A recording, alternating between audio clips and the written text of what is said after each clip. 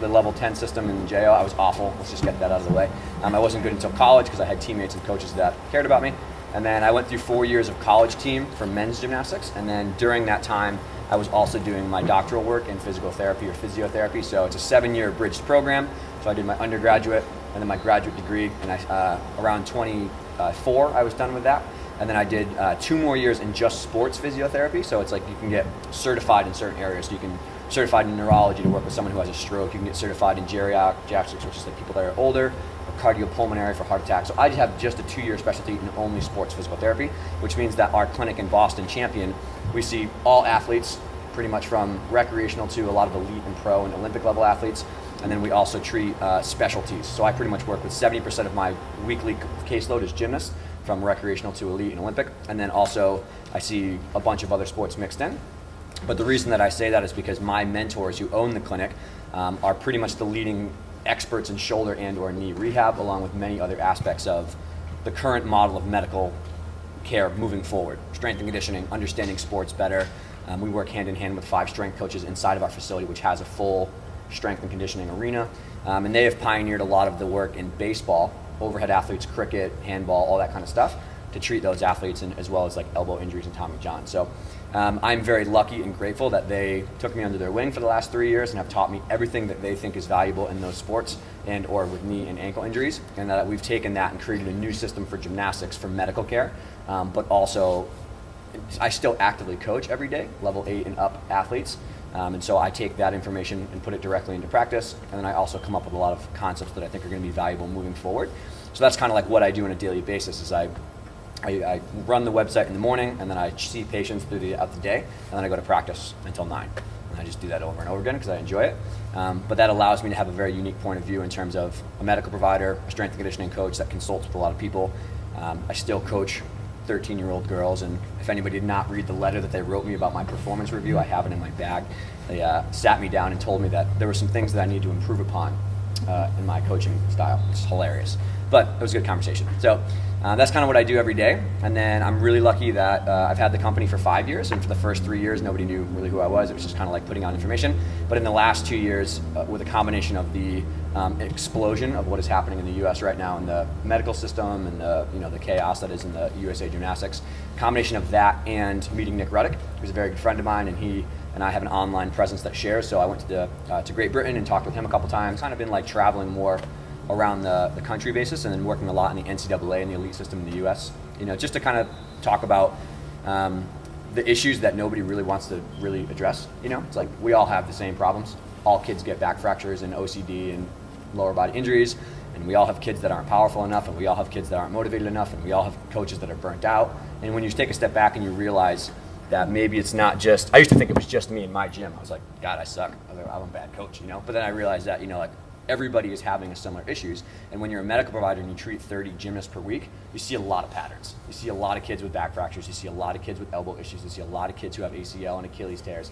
And you're like, okay, you start scratching your head.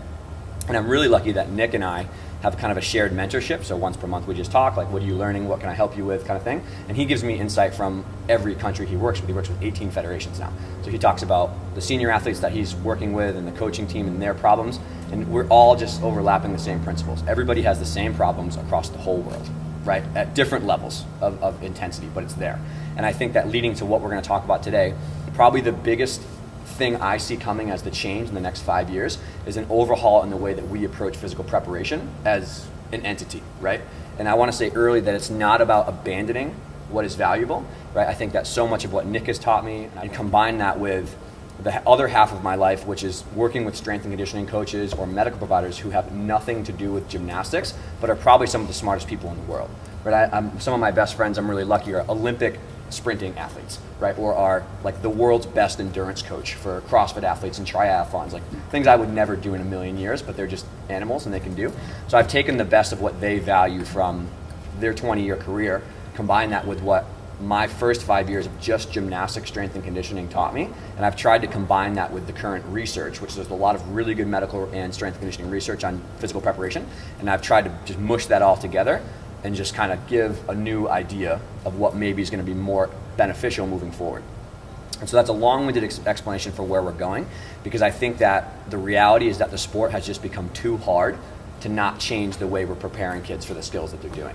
Okay, like the ground reaction forces of just a layout on floor are anywhere between 8.9 and 14.9 times your body weight.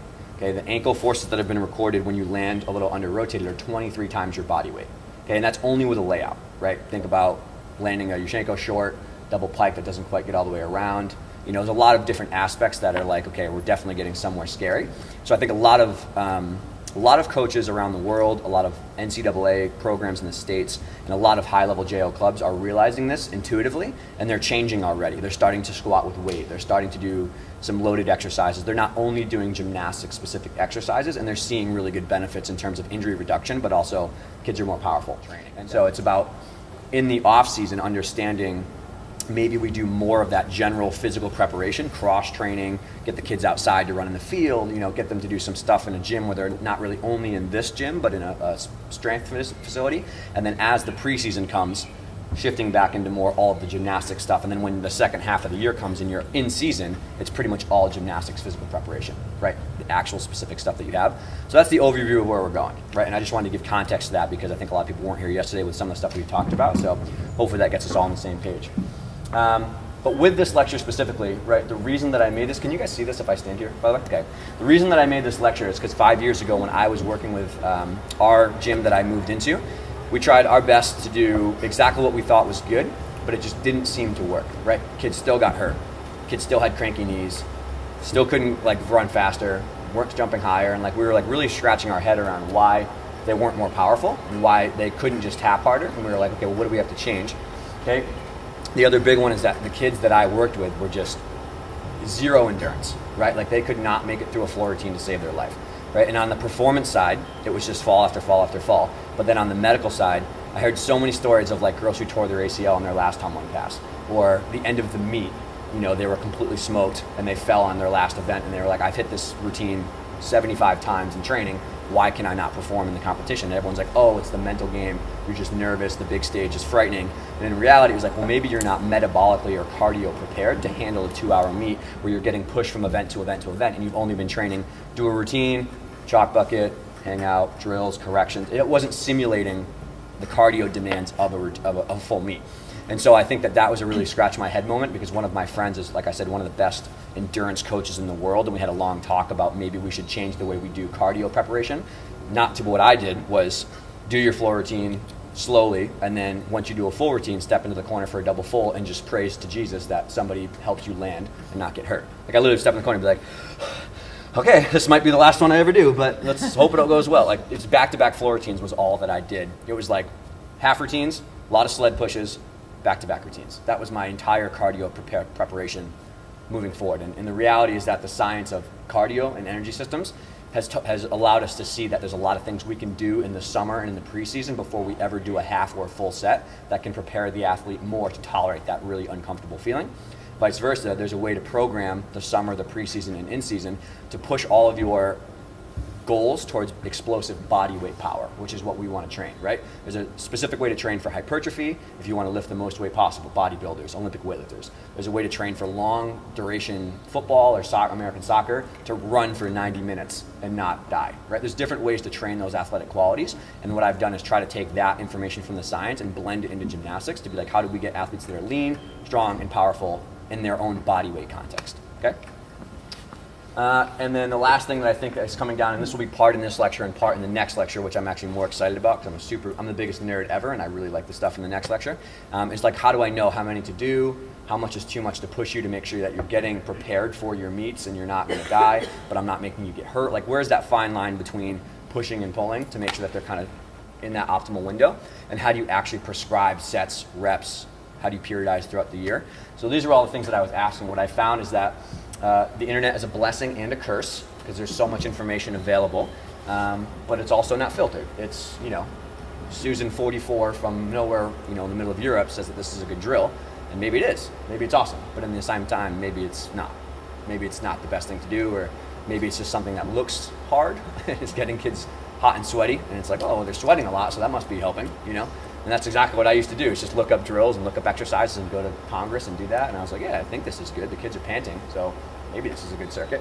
And I think that what happens is it really just leads to what I felt in the clinic and what I also felt in training, is it was just like, just throw my hands up and be like, I have done everything that I can. There's only so many hours I can spend on YouTube before I get frustrated and I can't find it. And the girls are not happy with what's going on. The parents are squawking behind my back because the kids are still not hitting routines it needs. And that's kind of how I got to the 2 years that I spent from 2014 to 16 when I was doing my strength and conditioning degree was pretty much living in a hole and reading as many books as I could, right, about the topic and talking with people, and it came out to be this lecture. So I think that when you take a step back and you think about why, you really need to think about why the whole world is going to change in 2 years, probably. I think that if we had the same conversation in 2 years, we'd be like, I can't believe we didn't change, 5-10 years ago. And I think it's going to be because of, if you take these type of skills, right, and you add them without leg strength or good old-fashioned physical preparation, you increase the risk of stress fractures significantly and injuries in general, right?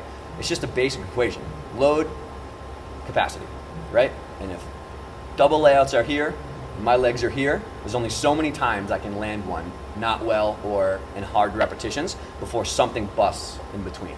Whether that's you have a traumatic injury, like you blow your Achilles out of your ACL, or slowly over time you're just picking the scab and you just keep hitting it, and then you get a stress fracture or an OCD lesion or something like that. Okay, it's that all injuries are that basic equation, load and capacity. Whether you blow it out in one turn or whether it happens over time, it's the same thing.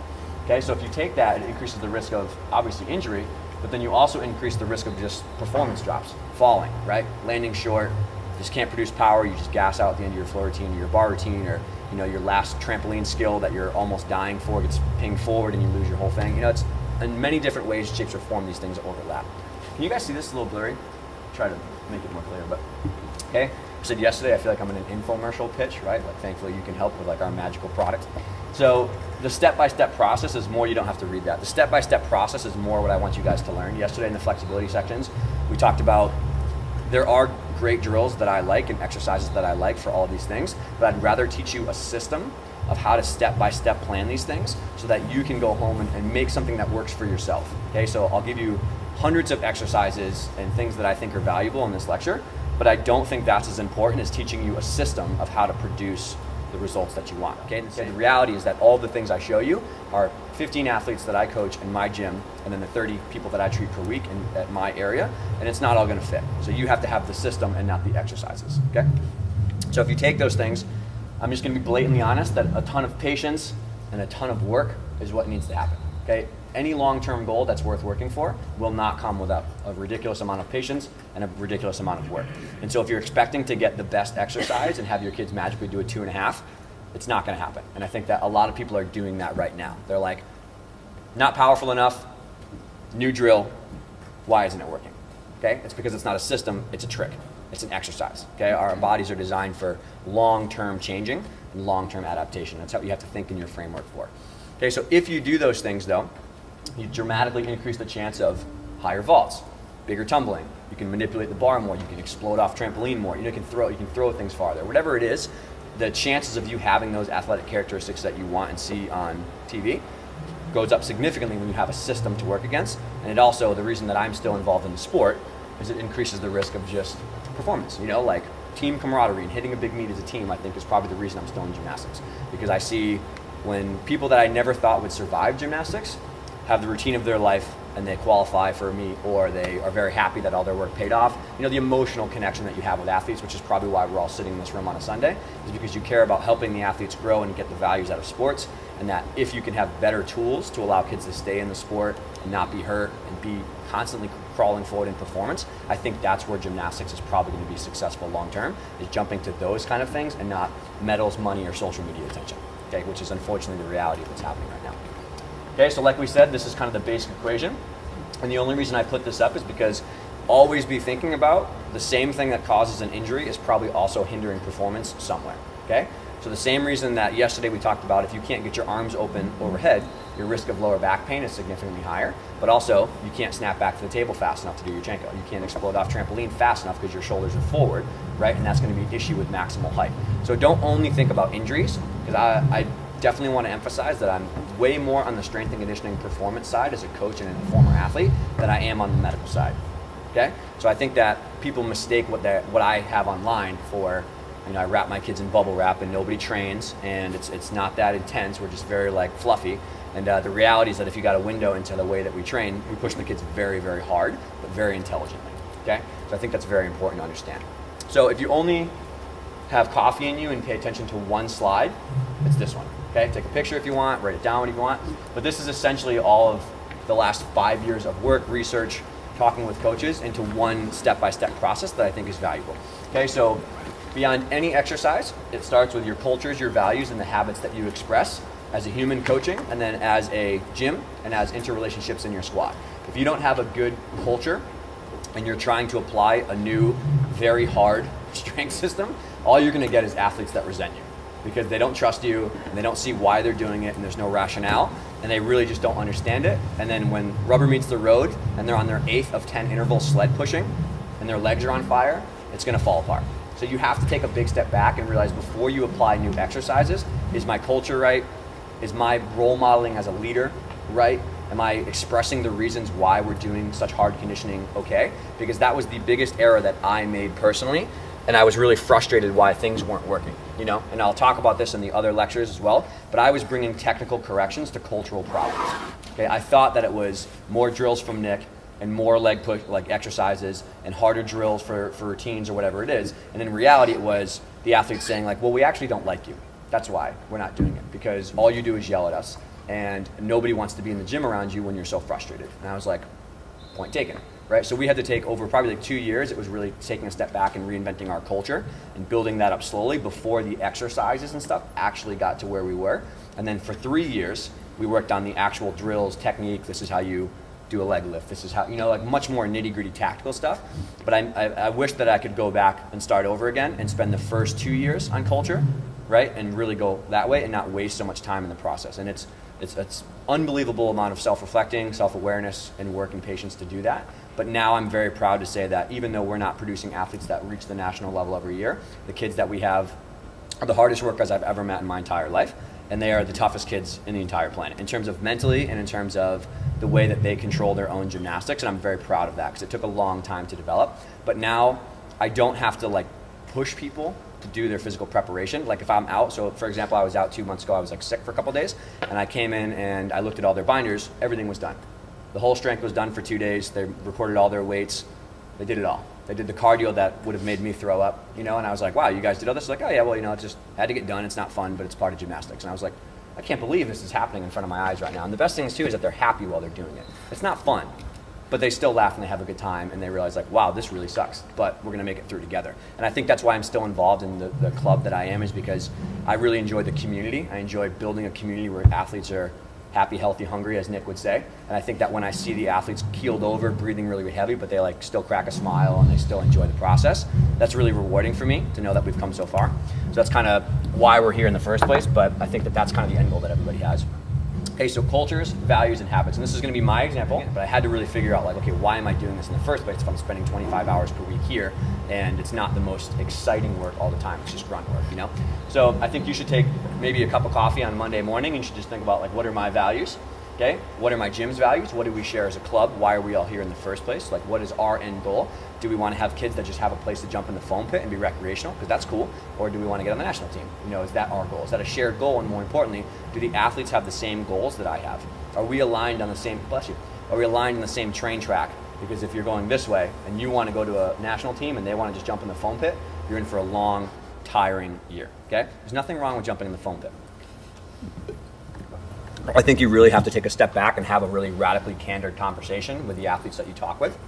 And the letter that I'm referring to was essentially them sensing that we were moving out of alignment and that they wanted one thing and we were saying another, and that because we didn't have that alignment, it created a lot of like awkward tension in our practices. And so they wrote us a letter saying like, you guys are, you know, favoring some athletes more than others, and you guys are seeming to bring in your, it's pretty solid, you guys are seeming to bring in your personal life into the training environment, and we can detect that you're frustrated at work, or you're like, you know, the other coach I work with is in a really demanding graduate school degree, and she was super burnt out, and she was working really long hours, and she was just snippy with the kids, you know, and I was like, Mel, you gotta take some time, man, because you're really like on the edge of your level here. So they realized that, and when we had a conversation about it, it was uncomfortable, but now we're back in alignment, and the season hasn't been better because of it. That happened in August. Thank God, before season and not in season. Okay, and then lastly, once you figure those two things out, how are we going to display my values and the gym's values in our daily habits? And I think that's really what's most important, is how do we express those every day in our little bit micro events, you know? every decision you make, everything you do, should be always based on the backbone of what your values are and what your goals are. And if you don't have that first, it's going to be a frustrating process to implement a new strength program. Okay, so these are my examples, right? Work super hard, try to be humble, try to make my gym a little bit better by being there. Okay, and our number one goal at all times is health and wellness. That's the number one goal at all times. If that means that you're not going to compete at your Chanko this weekend because your brain is somewhere else and I'm worried about you getting hurt, it is what it is, and your mom can yell at me all she wants. You can pull the meat feed back out and I'll pay it back myself. I'm not going to watch you splatter yourself in the middle of the meet just because you're having a tough week at school. Okay, and I think that's hard for a lot of people to get through when the decision actually comes down to scratching a meat or pulling back on a skill, but that's the reality of the situation. So in our gym, we say health first, great human second, and then great gymnast third. We want to make good people. I want to make good humans because that's what my coach did for me, and it's the reason I'm standing right here right now, because my coach instilled very powerful values in me, and that allowed me to become a better gymnast, not the other way around, which is the problem that I think is happening in many clubs right now, is like, make an awesome gymnast. If you're a good person, that's cool too, and then like, injuries happen. You know, it does happen, but you shouldn't think in that mindset. Okay, and then how I do this every day, I try to lead with my own personal health. I try to, eat well in front of the kids. I try to work out my own health. I try to take care of myself. I try to practice what I preach. Okay, I do strength and conditioning with the athletes that I coach 1 time per week. I think that's a very valuable way to express that you know what they're going through. And I'm not telling you that you should climb the rope. That's not what I'm saying, right? I'm not saying that you need to do everything they're doing. We should modify it all, do half the exercises, whatever. Do whatever you want. But there is nothing in everything that I've learned about in leadership, and I've been super lucky to work with high-level athletes at the highest level of the stage. The thing that always seems to make the most impact is me sweating my butt off and not saying anything. It just always seems to be the groundbreaker, because we grow up in a sport where hard work is appreciated. So when the kids see you like literally dying next to them doing sled pushes, it really changes their perspective, right? It's one thing to write a really hard strength program and then be like, more, I want you to climb faster. You need to climb faster. And they're like, screw you. Like, get over here and do it yourself, And I understand that. My coach always worked out with me a couple times per week when I was growing up, and he was not a gymnast. He was a soccer player, but he did pull-ups. He still did pull-ups, when we did handstands, he would try and it was hilarious, but I was like, I appreciate your effort, that's pretty good. So in some way, shape, or form, try to be involved, okay? Like I've alluded to, 3 years ago, we had this policy where as long as it's honest and as long as it's professionally delivered, anyone is allowed to call anybody out for their actions at any time, okay? So I told this yesterday, but your world really changes when 13-year-old girls are allowed to say what they really think about you. It's pretty hilarious to see that the way they come up with that, but that has allowed the most progress out of anything that we've had. Okay, so the perfect example is one time I was prescribing a really hard metabolic circuit. I said, we're going to do 8 rounds of 30 on, 30 off sled pushes, and then in between I want you to do something else. It's really hard, don't get me wrong. And then as we got farther into the workout, I realized that maybe it wasn't a big enough stimulus, and I was like, oh, this might be a waste of time. And I was like, guys, let's do 10 rounds. And they were like, you said 8. You said 8, and that's not what you agreed upon. And I was like, all right, my bad. You're right. I'm not just going to change it in the last 6th round because I think it needs to change. But in the other way, we have some days when we're in a very prime time boy time right now. So there's a lot of boy talk going on. So a combination of boys and social media is a deathly thing for a 13-year-old. And we have a lot of times when people's personal life is dragged into the training session and there's a bandwidth there to help them, but it's completely causing drama and distraction and whatever. And there's times when we have to be like, guys, listen, like, your behaviors right now are not in line with what we outlined as a group is what we need to do. 45 minutes on beam is 45 minutes on beam. It's not half in your other world of social media and then half here because it's dangerous.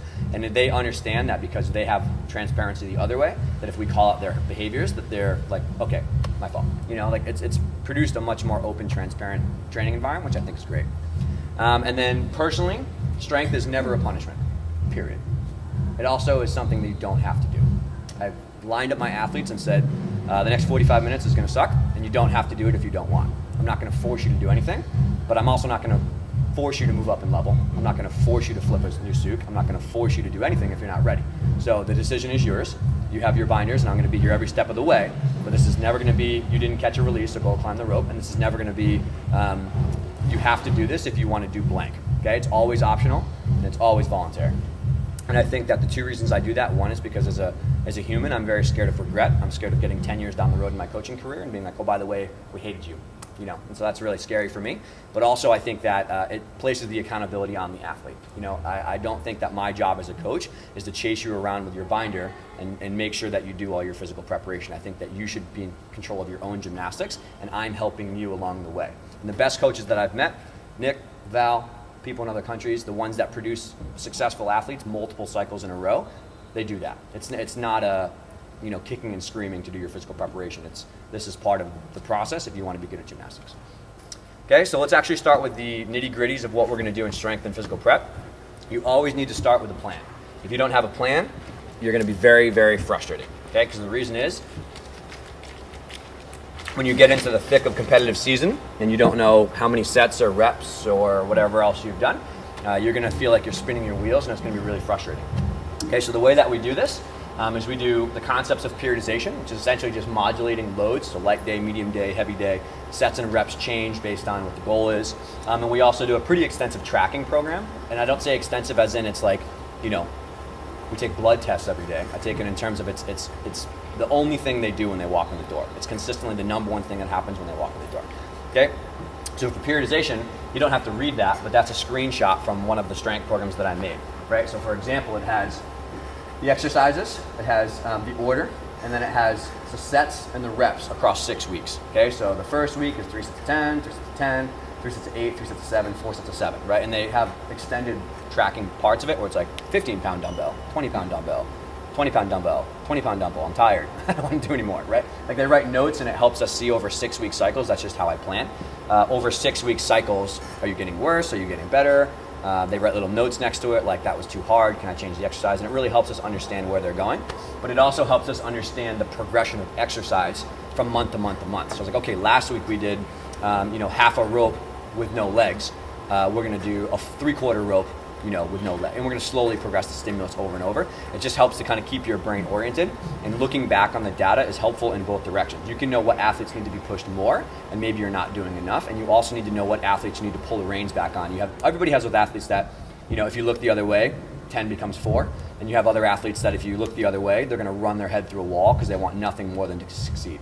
So you have to be able to pull athletes back into the middle, whether they're doing too much or they're doing too little. There's definitely times when I look at athletes' binders and I'm like, dude, you are like really pushing hard right now and you need to be careful. I'm like, yeah, I'm exhausted, all the time. And there's other times I'm like, dude, you've been doing the same exact reps of pull-ups for a month and you need to pick it up. Okay, so it's a really good micro way to check. And then also we have journals. Everybody has their own individual binder in our gym that has tracking sheets. It has their strength and conditioning binders, stuff. It has a personal journaling space in the back where they can write whatever they want. We don't look at it. And it also has any updates and training plans, announcements for parents, take this home, slide in little notifications about meets. And it's just a useful way to maintain a singleized unit of my training. And I think that many other high-level athletes that I've worked with, they live and die by their training journal. And I think that that's really important for everybody to do. So on the periodization side, right, you have to remember that as humans, it's an equation. Stress, right, plus recovery is how we adapt. Whether that's mental stimulus of doing pressure sets and getting used to everybody looking at me, whether that's an emotional stress of being upset about the way a meet performed and being able to process and handle that and move forward, or whether that's a physical stress of more cast handstands or more squats or whatever it is, okay? And you have to really be careful. I think that our culture needs to change drastically from the more is better or keep going until it's right methodology until the optimal dose, okay? Because right now, across the world, what I see and what I made as an error too is continue to do it until it's right no matter what. Keep doing beam series until you land 5, period. Keep going until it's right. And the reality is that's not how humans are designed. Okay? That's not what we're made for. And there's definitely times when, bless you, it's a tactical coaching strategy to make the kids stay on the beam and do more. There's definitely a time for that, don't get me wrong. And there's times when I'm even someone's starting to have some soreness in their knee or their back, and I'm like, okay, is this you're scared of beam problem, or is this your back actually hurts? And the conversation goes towards, well, I just don't want to land on my head again, okay? But there's also times when I think you got to push athletes through that uncomfortable period of I don't think I can do another one. You're like, yes, you can. You're prepared for this, and your brain's playing tricks on you, and I'm going to push you through this, and I'm going to help you along the way. So there's always a bandwidth there with coaching, but as a whole, I think we're still in the until it's right phase, and we have to move to the optimal dose.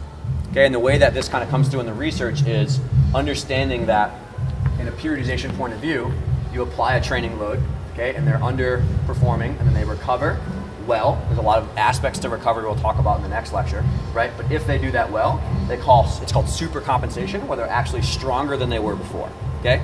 If you lift 20 pounds in a squat for a week straight, the next week you pick it up, it's not as bad as it was the first time you did it. Who has the classic, like, oh, it's nice out, I'll go for a run, right? And you wake up next morning like, shouldn't have done that, right? But if you run every day, 3 times a week, and you slowly increase your mileage and you take care of yourself, sleep, recover, nutrition, that first mile is not nearly as unbearable as it was 2 weeks ago. Okay, and it's the same thing that applies for every stress in the world. Okay, if an athlete is shaking uncontrollably to stand in front of just you on a beam and do a routine, okay, well, you get through that, and then you have your teammates watch, and then you have the whole gym watch, and then you have a meet competition setting, right? You slowly expose the mental stressor just as you would anything else. But that is how we're designed as humans. Okay, so the way that I think about this is I do 6-week blocks, okay? And in the summer, our summer is not now. It's in August through July and September. But we try to focus all on strength during that off season. Okay, so after championship season, they take a month off, deloaded, and then 3 weeks, we're pretty much going to push as hard as we can to get you as strong as possible. Okay, once you get into the season, you're probably not going to make that much of strength gain or cardio gain or anything. You're pretty much riding the coattails of the work you've done in that 3 to 4 month block. So you really want to put all your eggs in the basket of, let's get your legs stronger, let's get your core stronger, let's get you a little bit more powerful, let's try to just push. Are you okay? Okay. Let's try to just push you as much as you can to get general strength. Okay, and that's where that cross-training approach comes in, because you're trying to demand a stimulus on the athlete that's going to be then funneled into power and gymnastics down the road. Okay, as we move into the fall, we take that increase in strength and we try to make it all go towards power. So the example that I'll use is maybe in the summer you're just doing a lot of just handstand push-ups, and maybe you're doing a lot of just goblet squats because you're trying to get your legs and your arms stronger. In the fall, that might become squat jumps or broad jumps for more power output. That might become sprints, or that might become speed handstand push-ups trying to work on blocking power. So you do as fast as you can, and then you hop in a handstand to try to get power rebound for vault, which is coming down the road. It's not strength, but it's not gymnastics. Okay, it's somewhere in the middle. So in our season, that usually happens in the second 3 months. So we have those 3 months off in a block, and then we have 3 months where we're ramping up towards our first meet, that we're trying to put all of those strength gains into power gains. And then at that same time, we're probably starting to do 3 skill combinations. We're starting to do, dance throughs. We're starting to do half a bar routine, go do your dismount in the pit. We're kind of bridging those gaps as we go. And then finally, as we get to right now, December, which is December through June is kind of like our season. It's pretty much maintenance care for all of those athletic qualities. So I'm not trying to make you stronger. I'm trying to keep you at that strength level. You're going to decline as you go throughout the year and you do more routines and stuff like that. But the more we can maintain your level of fitness, you can be more resilient against injury long term. But you can also probably maintain those strength gains for a longer period of time, as well as those power gains, which are then, as you reduce strength and cardio and you're increasing gymnastics, your goal is to taper somebody towards state, regional, nationals and have them peak at their biggest event. That's the essential units of periodization, is tempering the load and funneling them towards their end goal. Okay, so 3 weeks on and 1 week off is how we kind of bridge those 6-week cycles. So we'll do 3 on, 1 week off, and then the start of those 2 weeks in that 6-week cycle is the beginning of the next cycle. Does that make sense? Okay, so we do 3 weeks where we push really, really hard. We have 1 week that's not off, we're not couch potatoes, but we're doing more flexibility, dance, reduced volume of strength and conditioning, because that allows for adaptation. Okay, and that's the biggest problem that I see with athletes that are trying to pursue high level, is that there's not enough intelligent recovery done and deload of training to make use of the adaptations you've pushed so hard for. Okay, so there's a study that just came out in the level 7 to 10 system in artistic gymnastics that said that in the heart they measured a leg lift test, a shuttle test, I think push-ups and cast handstands maybe, and the kids maxed out those things, and then they did a normal hard training session directly after, and then they measured how many days it took them to get back to the ability to perform those tests at the same level. So a very gymnastic-specific unit of recovery, right? Can you do the same amount of leg lifts that you did, the same amount of push-ups? And they found that it took about two full days to get back to full recovery with most of the advanced level athletes, and the kids that were a little under trained, it took another day.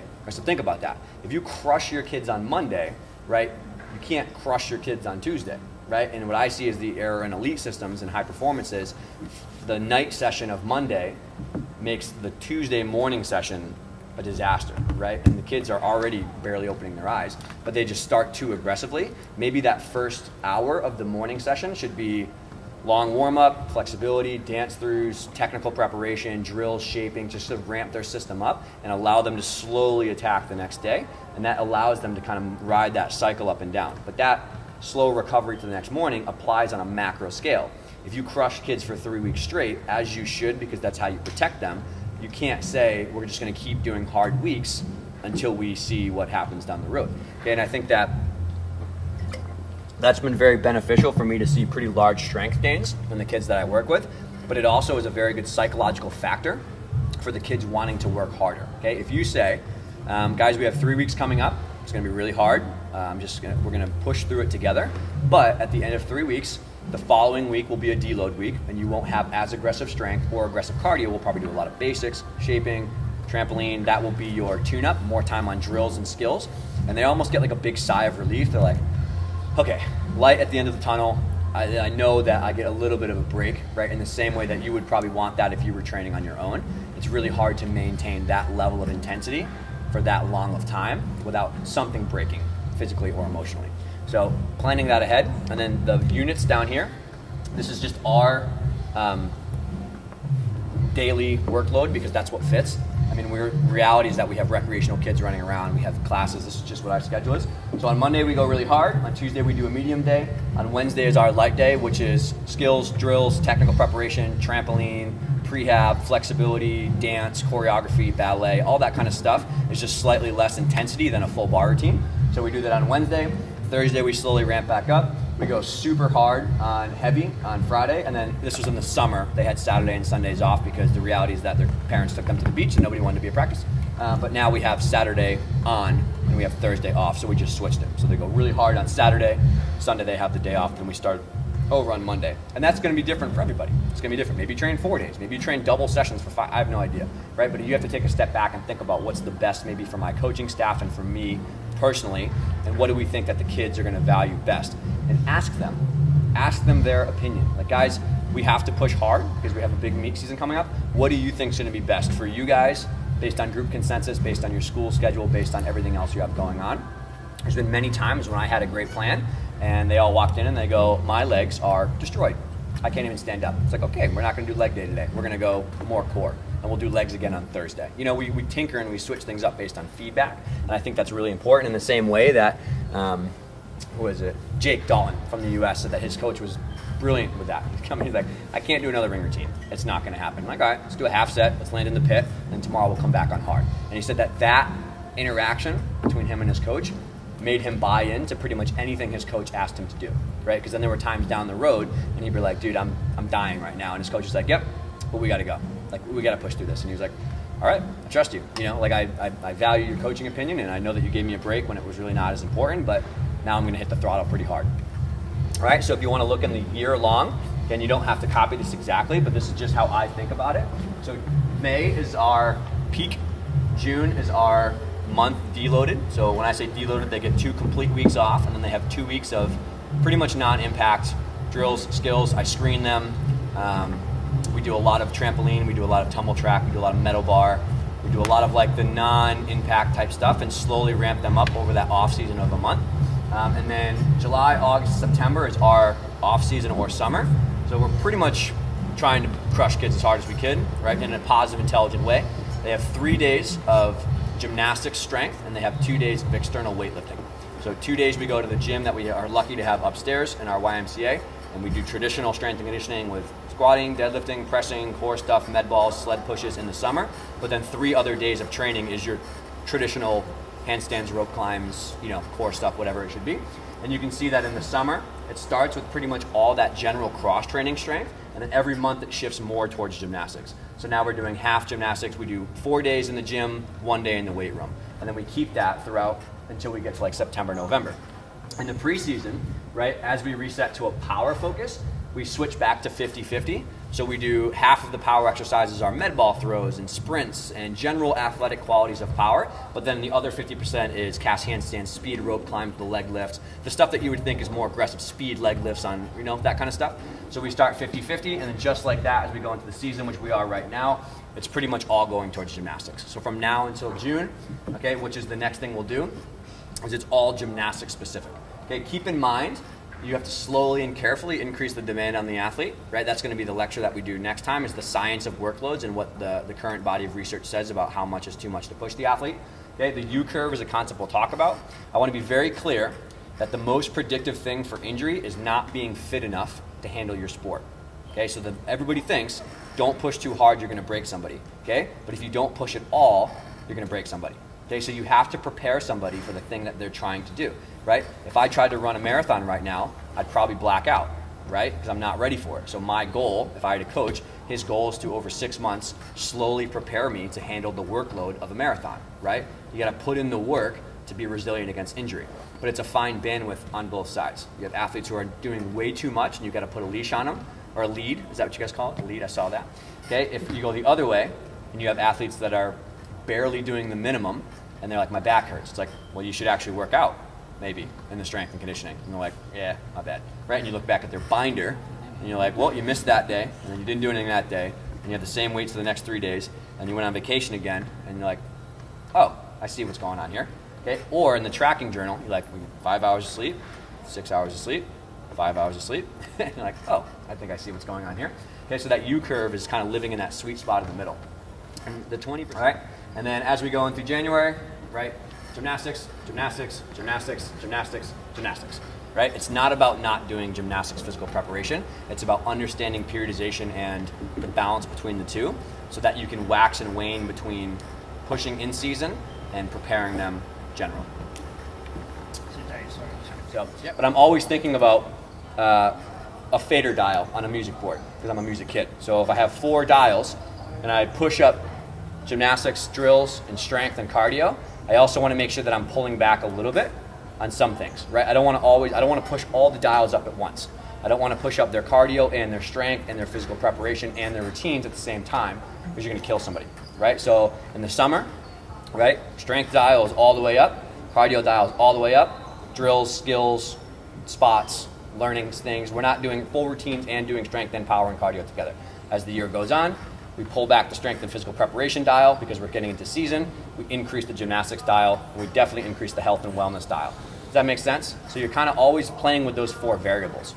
And again, I have that in like a master, what I think happens across the whole year for all of those categories that we can send you. When it comes to that actual individual skill level, we say like, hit 5, go more than 7, right? Hit 5 beam series, but don't go over 7. But as the year goes on, we're trying to increase the amount of loading for that skill to get them physically prepared. And I think this comes down to back injuries for sure. I think in the same way that you have to prepare kids for their routines, you have to do a lot of back handsprings and stuff like that to slowly build up the tolerance of their back to handle loading. In the same way that you would squat more to get that load under weight. So we periodize slowly by increasing. So say, do 3 no more than 5, and then do drills in between. And then now once we're closer to the season, I want you to hit 5, or I want you to catch 6, or I want you to catch 7. And then it comes to routines are a little bit different where it's like you start with 1 full routine and a half correction set, 2 routines, maybe on a pressure set. It's like a really hard training week. You would do 3 of like a bar routine. So I think I approach it in the same way. I think I do. Because the periodization in your calendar is really great. So if you're in a position where you're going out and you're going into your senior debut year and there's an event every 6 weeks, 8 weeks on the calendar. Absolutely. Then that's where you have to individualize. Correct. The program. Yeah, and I talked about this with some of the men's coaches as well because they were like, we kind of have 3 peaks in the competitive year. You know, we have qualifiers and then some kids making national teams, whatever it is. And I think that the same principles will apply. You just have to break down those chunks. Exactly. Yeah. You know, so maybe it's 3-week cycles and you have a 2-on, 1-off for your loading because you have podium training on 1 week, you know, or something like that. And I think it becomes more of an art than a science. And the most important part to that is just you cannot have brutally open communication with your athletes. Like it has to be talk about everything all the time for how they're feeling. And if they're afraid of telling you something, it's not going to go well. Because the only way that works is if they're really honest about their feedback. And if they're accountable for their own training and their tracking and journaling and stuff like that. Yeah, great question. Okay, so start with a ramp up. Okay, when you want to go for general strength, traditionally 3 to 4 sets of 8 to 12 repetitions is about where you're aiming for. Okay, that's kind of like just what seems to be well.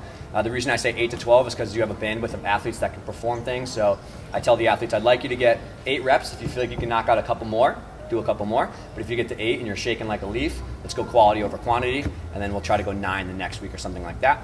Okay, and then you kind of play around with those sets, and you wean your way. Typically for power, you're going to reduce the number of reps as the increase in intensity comes on. Okay, so if your goal is to do an explosive vertical jump, you're not going to do 4 sets of 12 vertical jumps, right? Because what's going to happen by the 6th repetition of a box jump? It's going to be like barely hanging on for dear life, and it's going to be a super low squat. They're going to be super tired. So we say, give me 5 repetitions of maximal output, and then we'll give you 3 sets, maybe more if we want to increase the demand. But I'd rather see 5 explosive reps for power than 12 crappy reps that you slowly fall apart on. Okay, and you're going to keep that tinkered based on the goal. Maybe your goal is to get faster down the runway. Maybe your goal is to get higher off trampoline. Maybe your goal is to, I don't know, do something more explosive. You're going to tinker the strength and conditioning based on what they need. If you notice that your whole team is not fast enough on vault runway, right, you're going to change your strength and conditioning, speed, power, agility stuff towards sprinting and towards running, right? It's not going to be towards maybe an athlete group who's not powerful enough on bars that needs more explosive shoulder closing angles to get more tap for the bar. Okay, you have to kind of be in tune with what the athlete needs and demand more of them based on what you want. The tracking journals that I think are very valuable, we're going to go over this more in the next article, but we have days of the week, okay? We have hours slept, perceived fatigue, okay? So that's not more physical, that's overall how gassed do I feel, okay? 0 is I'm like a little puppy running around, 10 is peel me off this mat because I need a nap right now, okay? Soreness is more the actual physical stuff. 0, fresh as a daisy, 10, cripplingly sore, had to butt scoot down the stairs because my legs hurt so much. Okay, resting heart rate is just a very simple index of how your entire nervous system feels. You just measure for 30 seconds on their pulse when they sit down, and they record that. If the training load is remaining, right, or increasing, and their resting heart rate is starting to skyrocket through the roof, it's sometimes indicative of overtraining. So you just have a little bit of a marker of that. Okay, note to self, don't run into the gym late, take your heart rate. Girls freak out like, 110, oh my God, I'm exhausted. Like, no, you just sprinted in from the car. Okay, and then they have this own section for their own general training, right? They just say, I wish, does this one have it? No, it's the next one. But there's hilarious snapshots of the pictures that I took. It's just like smiley faces or Dave sucks today because we did a lot of cardio. It's hilarious. One of them was like new Netflix show. I was like, that's not really training at all. But 13-year-old girls. It was hilarious. One of them said Mel is a spy because the girl's back started to hurt and my other coach picked up on it early, but she hadn't told anybody. And so she wrote that Mel's a spy. That was hilarious. All right, the actual strength stuff. You've been probably seeing these down here too. There's a boatload of research that's behind why we choose these exercises and what we're doing. But I did not want this to be a dissertation in strength and conditioning. So if you're interested in that, feel free to go wild. Okay, so why are we doing this? Power and endurance is completely on the foundation of strength. Okay, if you ever want to get faster, jump higher, or throw something farther, you will not do that unless you increase your strength first. Okay, power, which is what all of us are looking for, is a product of force and time. You can either produce more force or you can do it in a shorter period of time to be more powerful. Okay, and that makes sense intuitively. The kids that are faster down the runway, put more force into the floor and get down the runway quicker, they're more powerful. They have more energy to put into the vault. Okay? So if you want to increase power, you have to either manipulate force or time. And the way you do that is the strength cycle increases muscle mass and increases muscle strength to produce more force. And then with power specific exercises, you teach them to move quicker. Block jumps, pile jumps, med ball throws. That teaches you to use the force and express that fast, which you then take in general power to, okay, now it's gymnastics technique. Whip harder, keep your arms down and throw them quicker, tap harder throughout the bottom for this, and it transfers into gymnastics specific power. But that's the bucket. General strength, general power, gymnastics power. That's kind of where we're going. Okay, and you can also argue that good technicians can manipulate more power because the athlete's stiffer, right? I think one of the reasons that Nick is so successful is because he's applied general strength and conditioning principles like a ninja to gymnastics specific technique. He talks about stiffness off the board.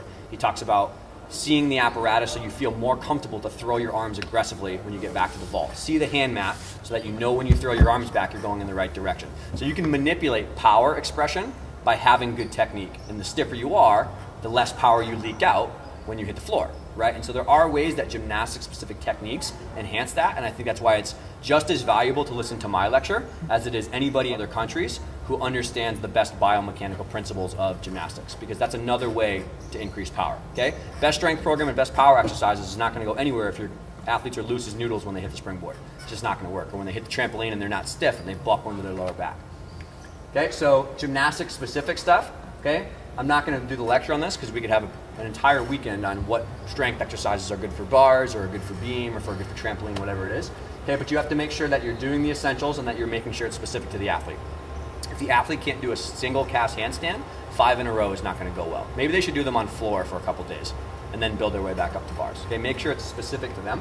And then things that I would suggest to be successful: plan and track the gymnastic specific stuff just as you would a normal physical preparation program.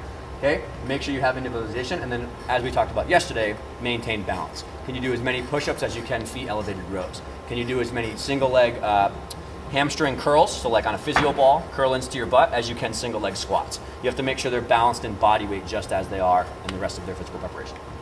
Okay, the way I break these things up is by category. I think that that's what the best strength coaches in the world do. We're moving away from muscles and now into movements as typically more. There's definitely going to be more isolated work for rotator cuff and or hip cuff because they need that specifically. So we talked about yesterday, if you come to the clinic, we're going to roast your shoulder in cuff and scap rehab because that's what you need. If you come for low back pain, we're going to roast your glutes with exercises probably at a higher volume because they need to catch up with the rest of your body. But generally speaking, right, handstand push-ups are a vertical push, rope climbs are a vertical pull, push-ups are a horizontal push, and then feet elevated rows would be a horizontal pull. There's 1,000 exercises that probably go into buckets or combinations of those, but they generally fall into those categories, and you want to make sure when you're strength training in the summer that you're kind of hitting all of those areas, and then eventually as the season comes, you'll be more in gymnastic specific stuff, but you want to make sure you have all of those. So that's for the upper body, okay, and this is for the lower body. So a single leg squat would be a knee push, right? So knees are pushing, right? You have a knee pull, which would be more of a knee dominant curl in, so a hamstring curl on a physio ball. Hip bridges would be my hips are pushing forward, right? And then pulling more from the top of your hamstring is a hip pull. So knee push, knee pull, hip push, hip pull. And I know that's a little overwhelming if you've never been exposed to that, but again, that's why we're recording it, and I want you guys to have this stuff after. And there's a lot of really good textbooks that you can reference that really break this down well. And there's probably great strength coaches around this area that could really drive the point home. But again, categories of understanding where we're going. All right, so for the non-gymnastic stuff, which is probably more what you guys want to know about, you want to make sure that you have a good balance again, and that you're also balancing the same categories that you had before. Okay? So commonly comes up, am I going to get hurt? Am I going to be bulky? Am I going to lose my flexibility if I weightlift? Okay? And we talked about this yesterday, so bear with me if we didn't have this, but there's just reverse engineer some of the thought process. Okay? So number one, it's going to make them bulky. Probably not from what we've seen, but also that's about nutrition, that's about recovery, that's about how much load you're lifting, that's about how many times per week you train. So it's not about just weights equal bulk. It's about the exercises you use, the programming you use, the technique you use, your recovery, your nutrition. All those factors indicate who puts on bulk and who has lean body mass. Okay, and I hope you see through the videos or pictures, all of these athletes have been weightlifting for 4 years. Okay, and there's nobody that looks like the Hulk, so we're doing okay. On the second part of injury, it's a little bit of hypocrisy to say that a 15-pound dumbbell will hurt your wrist or your back, but blind changes are okay. Okay, that goblet squats with a 20-pound dumbbell are dangerous, but double backs are okay, right? Because double backs are astronomical in force. So that's on the surface layer is not making sense, but also demand of gymnastics, capacity of legs to handle gymnastics. 15-pound dumbbell, 20-pound dumbbell, good technique, softer surfaces once in a while, count your reps. You're closing the gap by slowly increasing the loading. Goblet squats are 1/30th of what a double back landing is going to do. So you slowly increase the leg demand to try to slowly match the gap between those two things. Okay, and then lastly is flexibility. Eccentric training, as we've shown yesterday, is actually the number one thing to increase the length of muscle. Okay, so stretching tends to desensitize nerve endings, which you tolerate stretching more comfortably. But eccentric training, RDLs, and some other things have been shown with weight to slowly increase the length of muscle over time. Okay, we won't get into the very geeky cellular level stuff, but it's been well supported, and it's probably one of my main ways to increase flexibility. So not only the day after you lift, you're definitely going to be sore and you're not going to be able to move. But the long-term adaptations, if you manage soft tissue and have good maintenance care programs, you shouldn't be worried about that at all. Okay? So hopefully that helps a little bit. Those are a lot of studies on youth weightlifting and or the role of weightlifting, the role of strength training in kids. If you have someone who's worried about growth plates, if you have somebody who's worried about stunting growth or getting hurt or whatever, I think it's one of these studies, I forget which one it is, they did show that there were injuries in youth athletes doing adjunctive weightlifting with their sports. The reason they got hurt, they dropped the weight on their foot in the weight room. The 2 kids that got hurt dropped the plate on their foot. It wasn't during exercise. There were a couple people who tweaked their lower back doing squats, but they had horrific form. Okay? If I asked you to teach somebody double back and you never taught them technique or coached them through it, pretty sure they're going to get hurt. Okay, the same way that if you're like, hey, I learned this goblet squat, try it, good luck, you're probably going to get hurt. Okay, you have to teach the same way that you would teach gymnastics. Good coaching, good progression. Okay, so for the weightlifting stuff, okay, so things that I think are valuable, there's a lot of things I don't do with weights or with other things you see in sports or fitness because they're not applicable to our end goal of explosive body weight power. Okay, so half kneeling dumbbell presses would be the version of a single arm handstand push-up. Okay, that eventually would look like a blind change. Okay, weighted pull-ups are just a good way to add load for that. Dumbbell floor presses, right, or on your back single arm presses are a very good way to develop individual shoulders to eventually do single arm skills. And then anything that involves horizontal pulling, right, with renegade rows or with bent over dumbbell rows or things like that. I star that one because it's, again, we talked about yesterday, it's just commonly overlooked, and I think that people need to add more of it into it. For the lower body, which is probably the most important thing in our sport, so you have the same knee pushing category. We could do split squats. Okay, we have a glute ham raise, so she would start with her feet or her chest down, and she would raise her upper body. So she's kind of pulling with her hamstrings and glutes up to that end position. Okay, which is something that's commonly seen on a machine, but you can do it on a block. Hip pushing, the same way that you would do the same exercise, you just put a weight on top of your hip. And then single leg RDLs would be the same version of a tree fall, but now we're just doing it standing with one weight or one leg. Okay, good song by the way. Okay, so here are some examples, and again, these videos are all online, but you'll kind of just see a brief introduction to kind of what we're talking about. Single arm dumbbell pressing. Again, think about we're doing this in the summer. Half kneeling band pull downs for kids who can't do pull-ups, right, to develop their strength first, rather than dolphin kicking. Dumbbell pressing. An hour left. Perfect. Okay, these are renegade rows.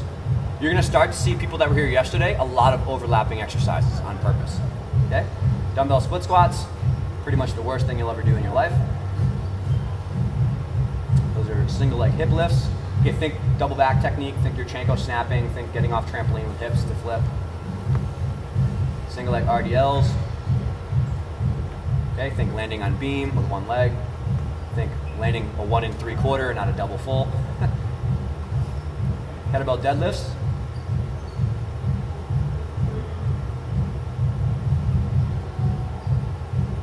And then that block is way too low. Taylor is a giraffe and she has long legs, but that was the closest one she found. Okay, that'd be a little bit higher. Reverse lunges.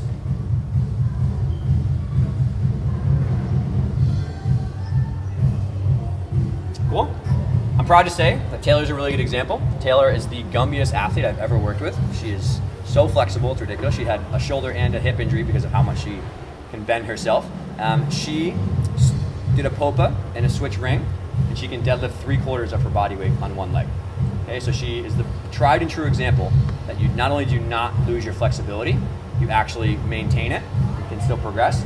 And I think the only reason she made it through high school, she had not great technique when she came to our gym and she was a chucker. You know, first day was 1 3/4 to her side on floor because she thought she had a double full. I think that her perseverance to push through strength and conditioning and just do the work of physical preparation is the only reason she survived and made it to college.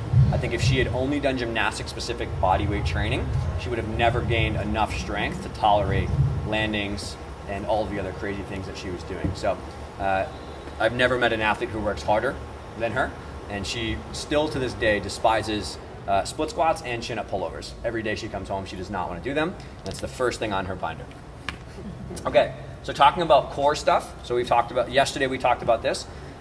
2 buckets, gymnastics creating movement through your core, and then general resisting movement through your core. Okay, so the example here is a leg lift, right, to create curling up motion, but also a plank on your back to use the same muscle group to prevent you from buckling backwards. Okay, every area of your core does both of those things and is required for gymnastics. So you should be able to create flexion and also resist extension. You should be able to create arching but also resist buckling. Okay, you have to train for both of those things, and I think that's probably where the most benefit can be gained for athletes in terms of performance, is creating stiffness with non-gymnastics type stuff. Med balls, sled pushes, loaded carries in the off season can train their core to handle buckling force, because that's where most kids get hurt, is 1.5 buckle through my back, or trampoline buckle through my back, because they are not only stiff when they create shaping, but they can't resist different planes of motion towards the side or whatever it is. So I think also when you think about performance, the ability to maintain a straight line on beam, to tumble straight, to stay in the square center of the trampoline, depends on your ability to control all of those different areas. Okay? Sorry, just a quick question. Nope, no questions. Next. No, I'm joking. Fire away. So let's say split squat, for example. At the moment, we've got girls doing with barbell, just because they're a little bit more experienced rather than dumbbells. Yeah. Would you think that that's, like, I'm asking, do you think that's a good idea? Yep. Bad idea? Yeah. So versus kettlebell deadlift versus dumbbells. So there's two reasons that you would change the exercises. So one is that you have to remember the common injuries of the sport. Okay, so in baseball, we don't have any of our athletes overhead Olympic weightlifting and snatching because the risk to reward of your elbow is so high that if one goes wrong and you blow out your elbow or you hurt your elbow, we've just lost you $2 million in a contract. Okay, my boss is financial gain. For gymnasts, knowing that lower back issues are high and that knee injuries are high, when you back squat somebody with their hands behind their back, they tend to arch more and they tend to be pitched forward more. And that's just the way you back squat. So you can have a squatting variation can be a front squat, can be a cross squat, can be a goblet squat, right? And so typically when the load is in front of you, you have to hollow more and it's a little bit more tolerated well for the athletes. So we typically goblet squat or we front squat here. Okay, same thing with split squats and stuff. If I barbell back squat and I put my back foot up on something, right? I'm already arched to my back. You got half impressed with that? I didn't think I was gonna get that, right? So I'm already arched with my back from the rear foot elevated and then I backload myself and I'm really putting a lot of pressure on my back. I could squeeze my core as hard as I can and I'm still not gonna get good alignment. So it might be better for me to do a front foot elevated split squat. So put my foot up on the front of the mat and goblet squat or dumbbell squat because I can lift heavier load and load up my core and my quads still, but it's protective against their sport. In a baseball player, back squat your heart out, go for it. Olympic weightlifter, that's all they do, because it's based on their sport. The other thing is you have to individualize it to the athlete. Okay, so talk about kettlebells. So a kettlebell progression or a deadlift progression starts with just learning how to hinge. Okay, just learning how to tap your butt, which is different than a squat. And then we start somebody on a kettlebell deadlift, elevated because the handle's higher and they don't have to go so far. But our athletes have extremely stiff calves usually, right? So if they can't do that, we might sumo them, right? We might put them on an elevated surface even more, but eventually you'd progress them. It's really based on what their anatomy allows. For squatting specifically too. Some athletes squat like this, some squat like this. I have one athlete who just has very turned out feet because her tibias are rotated and we've measured that. She does single leg exercises when everybody else squats, just because that makes her knee feel better. So you have to do it based on the goal of the sport and common injuries, and then you also have to do it based on what fits that athlete's anatomy. And that happens all the time. We talked about that athlete who had very stiff shoulders. She almost always does, can I use this? Do you mind? This is perfect. She almost always does a single arm landmine press on a barbell this way when everybody else dumbbell presses, because her shoulders don't go past here. So she gets a training effect here, right? And does pike handstand push-ups when everybody else does normal dumbbell pressing. That's just because of her limitations. Okay, so some people squat to a box, some people do single leg exercises. We just base it on that. But generally speaking, we don't like to back squat people or backload people. And we also don't like to do a ton of like barbell overhead stuff because their shoulders are so wobbly. Other ways that we do that, dumbbells, push presses, a lot of kettlebell single arm work and carries overhead is another way to kind of get that. Yep. Would you say that's different for trampolining as opposed to gymnastics slightly? I would, and Steve and I had this conversation. So Steve Gluckstein's a good friend of mine from the US, and I think he's now a junior. Steve said that he got away from doing a lot of stuff overhead because he didn't need it as much, but he power cleans his heart out. He does a lot of power cleaning, right? And he thinks that's the most beneficial for his sport, but he also does a lot more sleds and loaded carries and doesn't do as much isolated side-to-side core work, so he thinks it's more important to embrace global stiffness when you hit the trampoline with maybe carrying 2 heavy kettlebells around than it is to maybe have that be overhead. He thinks he'd rather get his physical preparation for his athletes through actually trampoline skills and air awareness stuff and like airplane drills with the arm movements than he would probably to load that. Does that make sense? Yeah. Mm-hmm. Overhead strength for say checkers and stuff then? You want that past range or behind? One more time? One more time, sorry, I'm just confused. So say overhead strength for like a checker block or flip block. Yep. You would never do any like behind head press, shoulder press, that kind of thing? Yeah, so I think that I would probably rather increase the range of motion on a single arm exercise to be safer back here. Because when you tie somebody to a barbell, it starts to become, it's more about mobility restrictions. It's hard to hold onto a barbell with 2 hands versus doing it with 2 single kettlebells or dumbbells. So we'll have a lot of athletes who do learn how to clean, like power clean and press 2 dumbbells, and we'll have them push as tall as they can behind, and they'll walk that way. Or we'll start doing med ball drills that require completely behind head exercises. I just think it's more about it's challenging to get there for most athletes without cheating in their back. But it's, yeah, same thing. Yeah, you push it on, but you've got both on the double and lean. Exactly. Arch Yep. your whole back together. Yep. I think the principle is for sure. I think the application is probably just a couple different ways. Yep. Okay, so did we talk about this? Sorry. Yeah, so the same way we have knee, hip, or whatever it is. Okay, these are the things that your core does. Okay, you work the front, you work the back, you work the side, you work turning. So she would be doing around the world, so her feet kind of go like swooping. It's really hard to get a still shot of that. And then compression would be just learning how to land correctly or doing more harder surfaces. And then swinging or Corbett, as Nick told me that it's called. Right? Corbett action, is that a term out here? It is. Yep, that's just called arch hollow where we come from. Snapping. So I said that the first time, and everybody in the UK was like, no idea what you're talking about. All right, off to a good start. But that's what your gymnastics specific programs probably look like. Leg lifts, arch ups, Russian twists, all that kind of stuff. And we know that. Okay, on the other side, the non-gymnastic stuff, the resisting movement, the global loading. Okay, so we'll show these, but we might have an overhead med ball throw where the athlete sits in a straddle and they throw overhead. And the goal is not to arch, the goal is to prevent buckling backwards, which mimics takeoff of floor, Yurchenko back, getting off the trampoline or whatever it is, okay? In the same way, to work your lower back and the back of your core, if you pull a sled backwards, the sled is wanting to pull you forward and you're using your lower back to maintain upright torso, okay? A suitcase carry is they pick up one heavy item and they just walk, and every time you step, it wants to pull you down, and that works the side of your core very, very well, and it's also very transferable to landings, single leg landings to not fall off beam, or landing slightly off on one side, right, and being able to tolerate that for safety of your knee, but also to tolerate staying upright and not falling. Okay, rotational, so a half kneeling med ball throw. If I grabbed a med ball and I slam down through the ground, the goal is to not buckle this way, and then the other way, right, to have good twisting mechanics. If I throw the ball this way, right, and I work on not leaning over my shoulder and arching with my back, that's helping mimic being stiff during a twisting rotation, okay? Farmer carry would be global compression, and I think that's very, very important for athletes to do. So just picking up 2 weights and walking around mimics the loading forces this way in gymnastics. And teaching kids to do that under fatigue is a very good way to prevent them from blowing out their back on the end of a floor routine. Okay, and then weighted pull-ups would be the same thing. The weight, as you hang at the bottom, is pulling on your back and traction forces, and you have to squeeze your core to not let it slide down, and that helps mimic the bottom of a giant tap or the bottom of a ring tap, which a lot of guys have back pain with. So here's any questions? Yeah. On the last exercise, the one? weighted pull-up, how Yep. do you guys do the loading? Because we usually have the lifting belt. Yep. And so the weight hangs Yeah, there. that's great.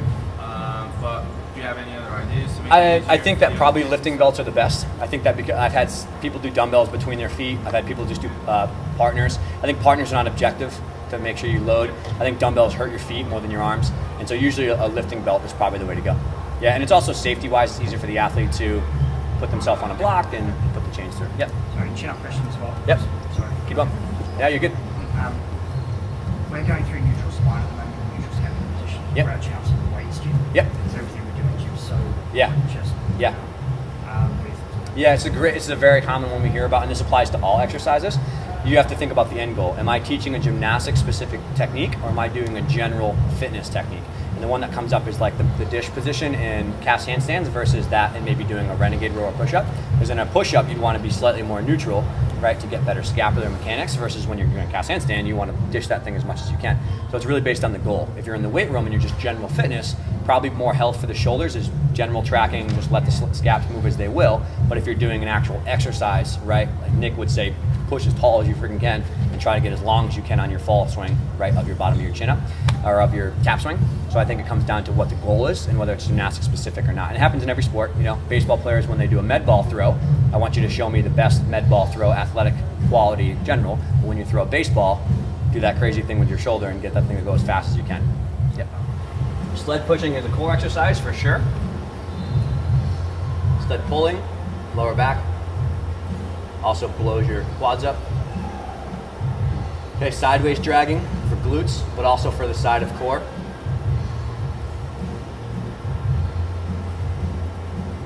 These are farmer carries. So she has 2 kettlebells. I'm sorry, the lighting's a little awkward. She's just walking. Tall kneeling med ball throws to work on shape changing and also resisting extension and creating the other movement. Med ball slams are one of the best ones that you can do. Okay, teaching force production through the arms and back into the floor. Overhead med ball throws for blocking and or shape changing behind your head. Okay, those are med ball throws against the wall. Heather is very tired by this point at the end of a 3-hour filming session. Suitcase carries. I told them yesterday I paid everybody in Chipotle. That's how we got them to be there for 3 hours. Make sense? Okay, so it's not about not gymnastics. It's about finding the blend of both, and most of these are happening in that first 3 months and blending into the preseason. Question? Specific. So when you, I know it's different goals, the exercises, the farmer carry and the suitcase carry. How would you, because they're so similar yeah. in function. Yep. How would you program that? Yeah, so you Same day, different day. probably different day.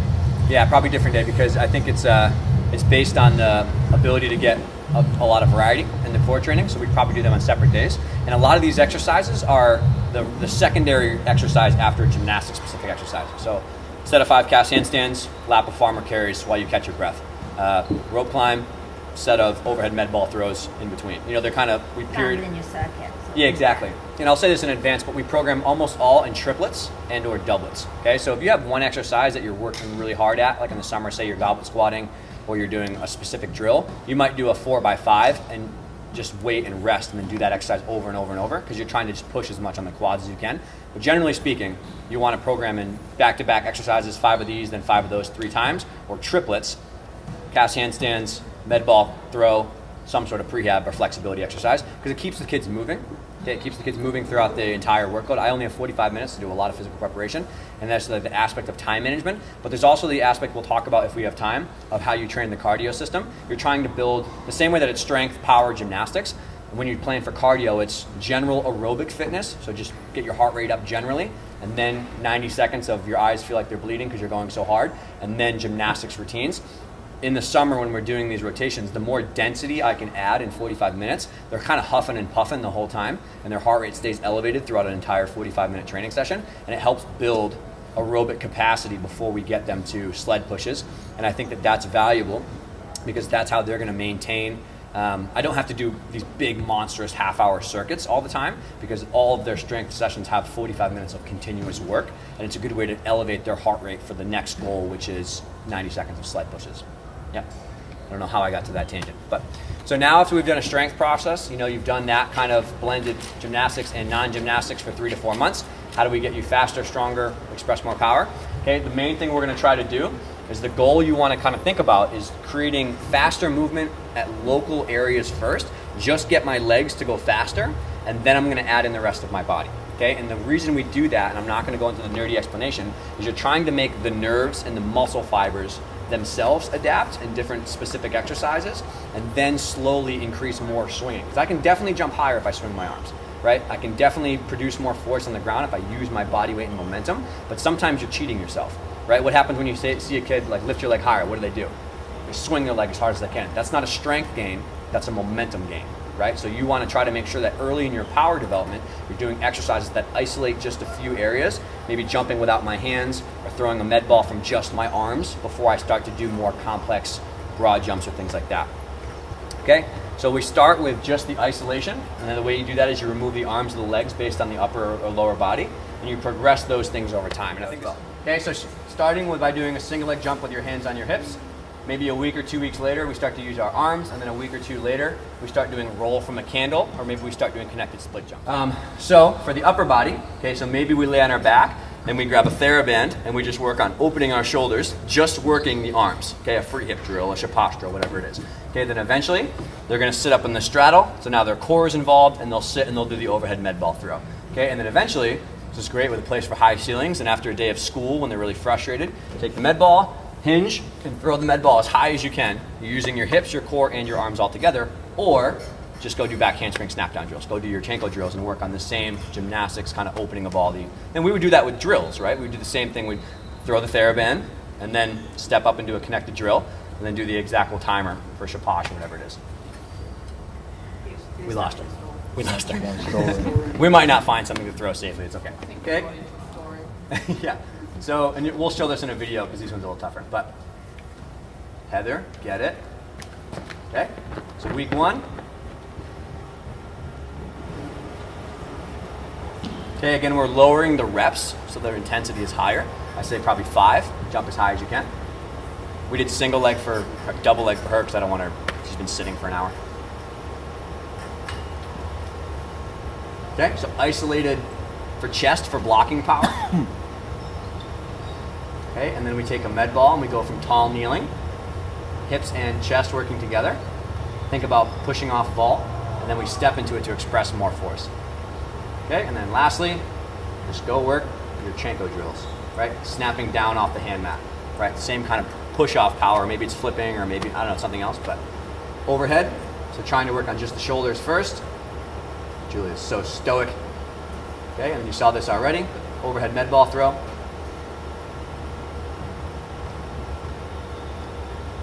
Okay, standing med ball slams. Now we're using the other thing. You could also do the standing med ball throw.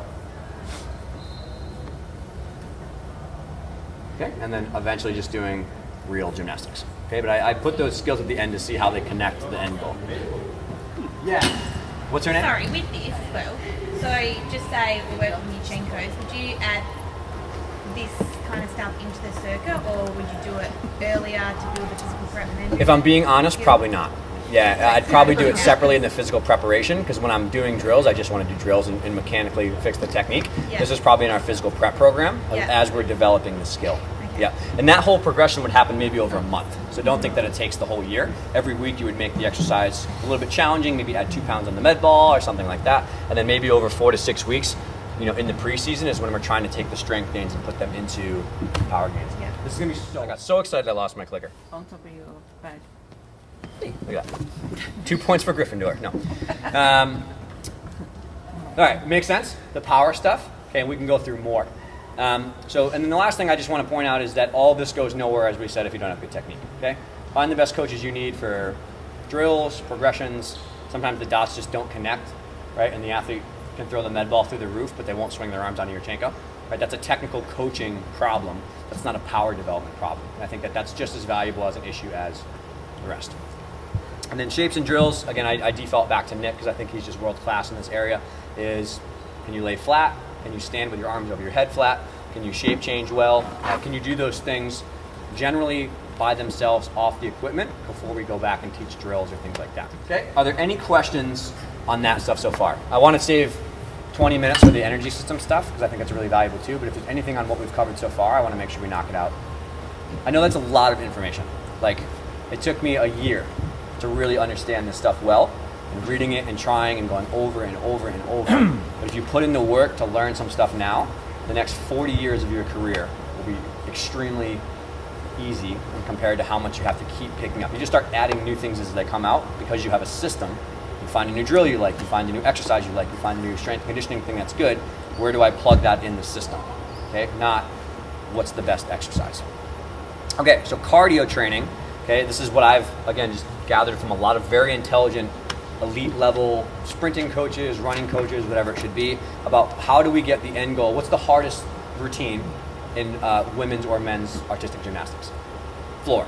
It's horrific, right? And there's studies that have shown that if you start on floor, you are at a disadvantage for the rest of the meet because you have blown out the main energy system that you need for the rest. And I see this all the time in men's artistic gymnastics. I can hit that floor routine all the time, no problem, and I hit it in the machine, and then I bomb palm a horse. And they're like, must be nerves. Or your arms are noodles from the first routine, okay?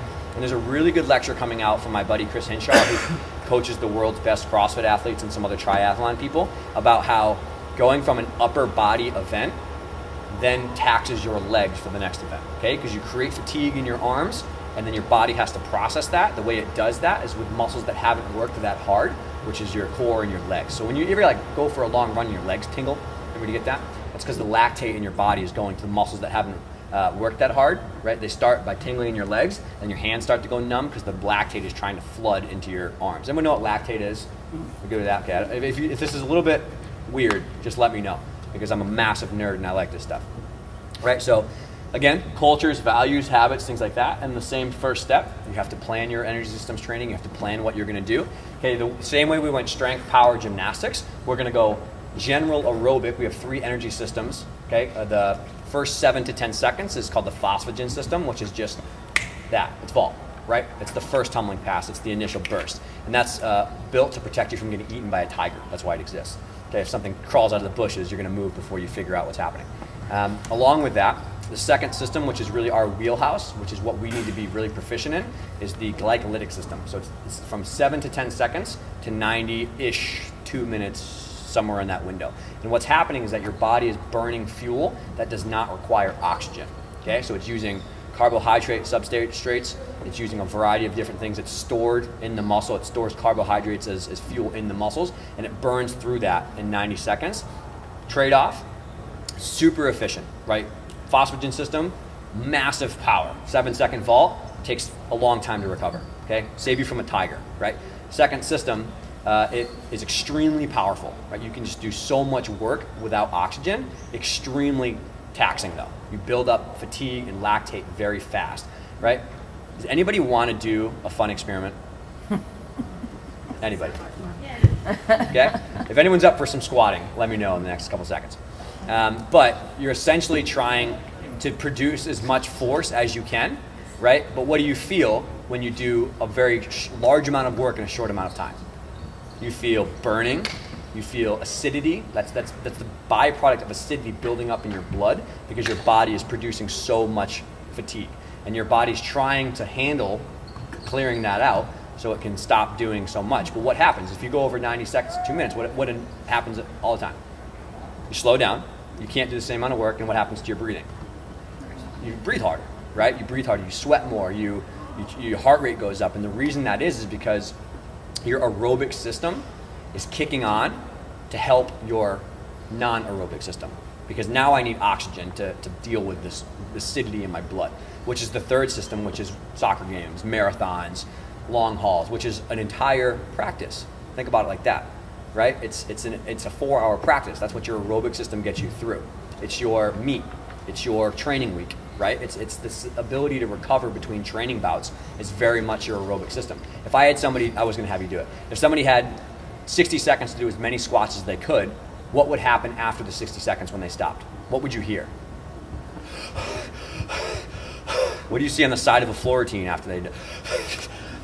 Right? And the reason that's happening is twofold. One is because I think the power training and the glycolytic systems training that we are doing is probably not specific enough to what the demands are, but it's also because in gymnastics we do not value the role of general aerobic fitness. We think I do sprints for a meet, I'll just train sled pushes and routines, not knowing that the only way you survive an entire meet or back-to-back routines is your aerobic system. The better your aerobic system, the better you can recover, the fresher you are for the next event. Better my aerobic system, the better I can recover in the 10 minutes between floor and pommel horse, the better that I can approach the first set on pommel horse with fresher arms, okay? From bars to beam, for example. If I do a lot of work on bars, and then I go to beam, and my legs are jello because my arms are trying to get clear fatigue, I'm all wobbly on beam. People are like, oh, it's just nerves. Or your legs are noodles, okay? And Chris Hinshaw told me that he works with a lot of elite level surfers. They paddle out to a big wave, and they roast their arms, and they stand up on their board, and they're like, whoa, my legs, you know? And why is that? It's because your body is trying to handle the fatigue that's made by your arms because you can't do it anymore with your arms. So the lactate and acidity goes to your legs, and then you tear your ACL on your last tumbling pass. Okay, so I really think that a lot of stuff to be progress-wise is coming from understanding the energy systems and stop telling kids that it's just their nerves, right? And it's training over a 6-month period to prepare them for routines before we ever do routines, and I'll show you how we do that, okay? So in this example, okay, so this is the same way over there that we talked about. Rest for 2 to 3 months, we're just getting everybody fit. Just do a circuit for 20 minutes and keep your heart rate up. Do that very dense strength and conditioning for 45 minutes and just pump your heart, breathe hard, sweat. It's just teaching your heart to work harder, teaching your lungs to work harder, and teaching your muscles to just be generally fit as an athlete, okay? And the way we do that is with circuits. I think I'll show you guys that, okay? There's nothing else to take away from this. In the preseason, the 2 months before I ever start doing combinations or half-skill routines, I am pushing the athletes in that 90-second window of misery in safe ways. Okay, I am not doing tumbling passes. I am having you do med ball slams and sled pushes and sprints, things that you can't hurt yourself on, but you can definitely say suck. Okay, if you push a sled for 45 seconds and then rest 20 seconds and do that 10 times, you're training your legs to handle a quick burst of fatigue, but no one's gonna get hurt on a sled push, right? And I think that is so, so important in gymnastics. If you just ask an athlete to do a hard routine in a high risk situation, like yes, there's a difference between bar routine going to the pit, right? Or take out your last tumbling pass and just do a layout, but it's still not preparing the energy system for what's coming down the pipeline, okay? And the way we do that is with general 90-second bursted outputs, which I'll show you. And then just as with the strength, when December comes, we start doing gymnastics-specific interval training, right? We start tumbling back-to-back tumbling passes on floor. We start to do, half sets and full sets. That is our cardio training in the year, and we start doing all the real stuff that I think typically most people know about, okay? And then throughout the year, it's just maintenance. We're just trying to peak you for routines. We're trying to mimic a meet competition setting. We're trying to increase maybe 2 to 3 routines and have you recover in between. I think that's kind of where it goes. Okay, so the general aerobic, why do we do this? Is because just as strength is the foundation of power, general aerobic training is the foundation of the 90-second floor routine. How long's trampoline? I'm sorry, that's bad. Routine of about 20 seconds, when you go like 27 and jumping before. Yep, exactly. So Steve told me around a minute is what he tries to. Yeah, 40 yep. seconds. So how much work and how much can you survive in 1 minute, right? How much can you tolerate fatigue and still perform high quality tumbling passes in a minute and a half? That's what the end goal is. Okay, so we start with this general aerobic capacity, and then we do that with circuits, but also training. Okay, and here's an example. So 45 seconds on, 15 seconds of rest, 20 minutes, 10 stations. Okay? And I can tell you from experience, it's awful. Okay, so I didn't film this one because I didn't want to put a 20-minute video on for the lectures, but I'll show you an example. Okay, so 10 stations. They rotate between upper body, core, and lower body. That can be gymnastics specific, that can be general, that can be rope climbs, that can be med ball slams. It's whatever you think is probably best. It's in the summer, but we do a blend of both gymnastics and non-gymnastics. Okay, and again, low risk situations. It's cast handstands on floor, something like that. Okay, and over 6 weeks in the cycle, right, we slowly increase the amount of work done in one interval. We increase the difficulty of the exercise by making somebody jump up to a higher block. We increase the speed or the load, so maybe they do goblet squats instead of just air squats or something like that. Maybe I want you to cover 4 laps of the floor versus 3 the week before. Try to get another half lap in on each interval, something like that to make the time domain harder. Okay, so here's an example. So they would have partners, right? So one partner is doing the exercise. The other partner is jogging around the floor to keep their heart rate up. And then they switch on that station. It's very fun. We have music with songs that change. They love listening to boy bands while they do it. It's hilarious. If you guys want the track, I'll happily send it to you. It's American music though. Okay, so upper body, core, lower body. Upper body, core, and upper body together, right? Lower body. They're alternating between all of those things. And they do 2 rounds of that, which is 20 minutes. Okay, or 1 round would be 20 minutes for your Okay, so there's a lot of different things you can add in. Battling ropes are a fantastic way to get somebody fit and not hurt them. Just so, $50 battling rope, a couple $30 med balls, $200 with the kettlebells, you'll never be the same. You'll be happy with the rest of your 10 years of doing physical prep. Okay, so the general burst, our goal, teach the body to work very fast and survive fatigue. Okay, it is awful. It is so uncomfortable, but if you do it in a setting that is low risk and you teach the athletes why we're doing it, what you're gonna feel, and how to survive it, it's much better. And I tell them this straight up. I say we're doing 10 rounds of 30 on, 30 off sled pushes, and in between, you're gonna do very slow lunges to keep your heart rate up and to help clear out that fatigue in your legs. Okay, we'll talk about that later. But we're doing very slow lunges, 1 through 4, you're gonna think this is a joke. 4 through 7, pressure cooker is gonna start to get up. 8, you're gonna be swearing under your breath at me. Hang on for dear life for 9 and for 10. And I tell them exactly what's coming down the pipeline. I'm like, I'm gonna do it with you.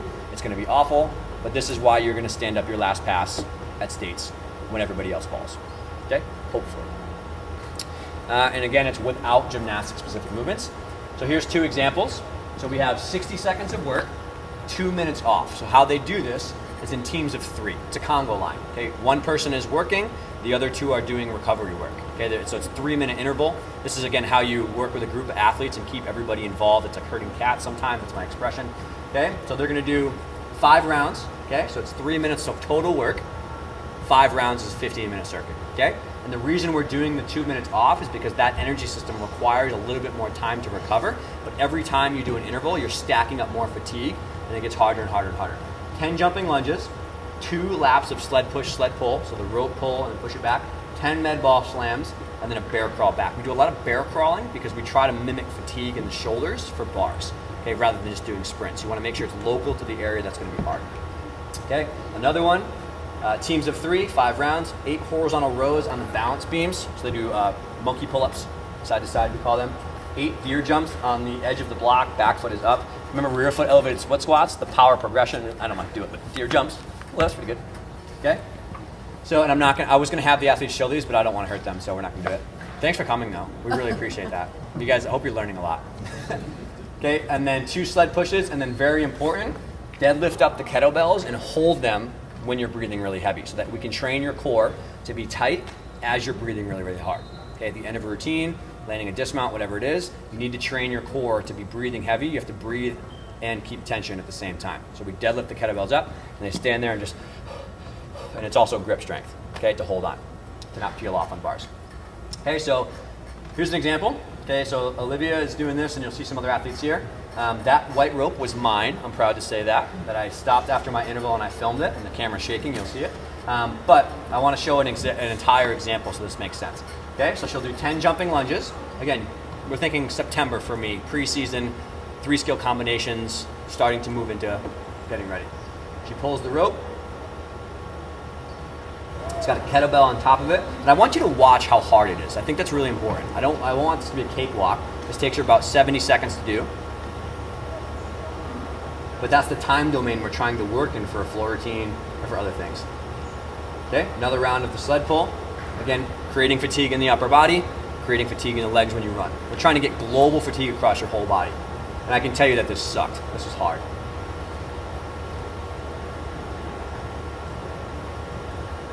Okay, so the second sled push is a lot worse. Okay, then she's gonna run over to the med ball. So we've done a lot of pushing and pulling, so now we're trying to mimic something that's vertical, pushing and pulling. She's gonna do 10 med ball slams. She is not a happy camper.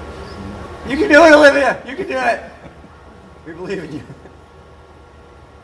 Okay, and think about, yes, 6 athletes are resting right now, but we're specific to the energy system that we need. It's okay to be resting if it's gonna be what your end goal is. Okay, she bear crawls back. Then she sits there and dies. So the progression for the rest period, like you were saying, would be Yep. holding the kettlebell. This is a great point. Doing some light jogging or something. Yeah, like so that. so the twofold. The reason we do an active recovery, that slow movement, is you have 2 types of fibers, fast twitch, slow twitch. The fast twitch fibers are the ones that produce all the work in a glycolytic environment.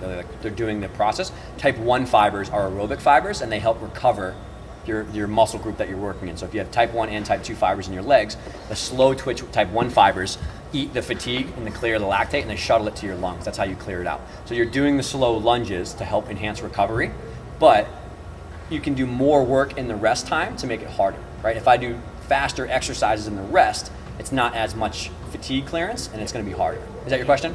Would you say that instead of one leg work, do goblet squats or something like that for us in trampolining would be more Right. specific? Yep, absolutely. I think that you would just want to pick the exercise that's specific. Yeah, and the same thing, if we're really working on bar endurance, we might do a lot of upper body stuff and then do a handstand hold. And you'll see that coming in the next progression. Okay, so the next one here, I cannot believe that I'm on time. This is ridiculous. Okay, so she just came off the monkey pulling here, 8 deer jumps on each side. Sam had just finished and she's holding the kettlebells. Okay, and the principles are that we're trying to build as much fatigue in the legs as possible and make it specific to her eventual floor routine. Okay, she picks the kettlebells up, have to know how to deadlift the proper way. Then she holds while her next partner just started. Did her monkey pull-ups. Okay, so as soon as Taylor was done, Maddie started. And that made it a 2 minutes of rest to 1 minute of work. Okay, she does hers, and they tag out. You did that 5 times. Was she upset? Yeah. Yeah, so 5 times, right? One, because of time constraints of how much time I have to work with. What's the third person doing? So you have one Resting. doing the circuit? Yeah, Just resting. Playing. Yeah. Yeah, and you can manipulate that based on where you are. If it's the fresh start of a new energy system cycle, probably more rest. If it's the 6-week end mark, it's doing something else in between. But the end goal is really to try to teach their body how to clear out that fatigue in the window they have, right? So that's going to be specific maybe as sled push down and back and then do choreography in between to mimic a floor routine, or do a whole bunch of cast handstands and then try to do a handstand hold to mimic recovering that in between a bar routine. Yep. Okay? Does that make sense? Okay, so we would do that probably for a month or 6 weeks before we ever did hard routines. Okay? So typically though, I'd say if you're training 1 session a day, Yep. when would you hit that practice? Yeah, towards the end. Right, okay. Yeah, and this is a common thing that I get. Do I do my strength at the beginning of practice or at the end? I think there's definitely value in doing some physical prep in the beginning for the gymnastic stuff and getting your body in tune. However, we crush our kids in a good way. So the last thing I want to do is blow your legs out in your cardio and then ask you to go back on an event just for safety. So I think if it's general physical prep, you can definitely do a half hour of physical preparation in the beginning. But if the main goal is to really put all your energy and eggs in your basket of physical prep for the summer or off training season, then I really don't know if I want to put you back on an event after. But I definitely see both sides of the coin of doing some, because Nick would say, do some of your explosive power work in the beginning, because your nervous system won't be dampened and you can express more force. I think that totally makes sense, especially in a gymnastic specific setting, but we're trying to increase the general robustness. Great question. So glycolytic work is really demanding on the nervous system. So we probably do 1 very hard cardio circuit throughout the whole year per week, and then we have another day that's a little bit less intense, but it's still cardio. And then we probably have gymnastic specific stuff on our other 2 days. We usually do 3 to 4 days of energy systems in the middle of our peak, and then we do 3 to 4 days of physical preparation, and then 1 day, that light day, is flexibility, shaping, tramp, skills and drills and stuff like that. Once a week, yeah. Yeah, once a week, just because, it rocks your world. Like, you wake up the next day and you feel like garbage. So, but that's the training adaptation you're looking for. Okay? Probably. Yeah, I'd probably do the medium one in the earlier part of the week, and then on their last day, which is their heavy day, we'd pretty much blow out all the strength, all the power, and with a pretty aggressive cardio circuit, because they have a full day of Sunday off. And it's also, again, light at the end of the tunnel for the athletes. They're like, I do not want to come back practice tomorrow. So lastly, okay, before we do full routines, so we're talking about the 5th month mark, is now we're going to take all of the progress we've made and actually do gymnastic stuff. Okay, we're going to do gymnastic skills, because that's how we're funneling the energy system into production, but we're not going to do full routines just yet. Yes, we're probably working on 3 skill combinations. We're doing a half set with a dismount to the pit or something of that nature, but I'm still not ready to expose somebody to a full floor routine, especially if they have any upgrades or challenging tumbling passes, or they're doing a new vault or something like that. Okay, and the way we do this, there's a couple different ways you can do this. There's some people that just do it on a bunch of skills on bars, and then do a bunch of giants after, and then come down and be safe that way. Some people do it with multiple beam skills in a row. I think it's all valuable, but floor is always the one that's the most demanding. So I usually do them on floor specific stuff, because if I can get the floor energy system tolerance to be higher, chances are the other ones are going to come along for, because it's about 60 to 80 seconds, or depending on what you're working on.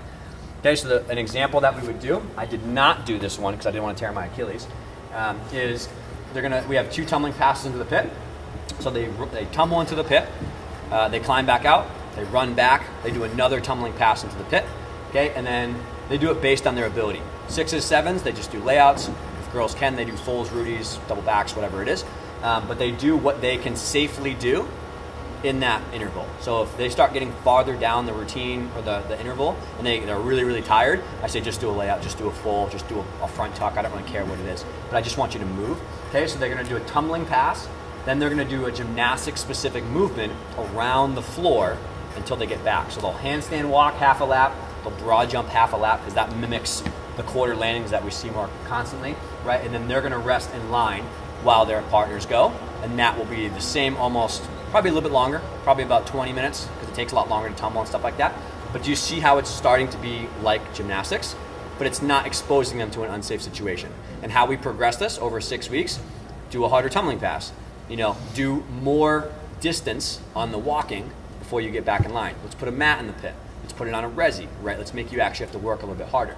And what you'll see in this one is when they were only doing one tumbling pass. So it's like the second or third week that we just started.